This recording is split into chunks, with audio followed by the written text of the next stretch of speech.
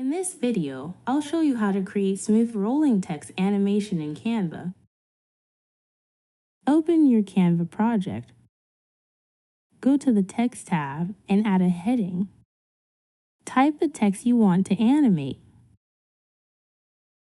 Customize text styles as needed.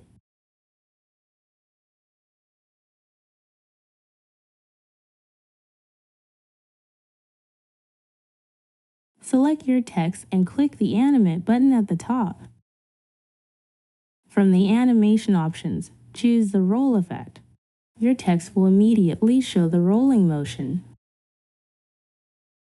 Customize the animation by choosing when it plays, on Enter, Exit, or both.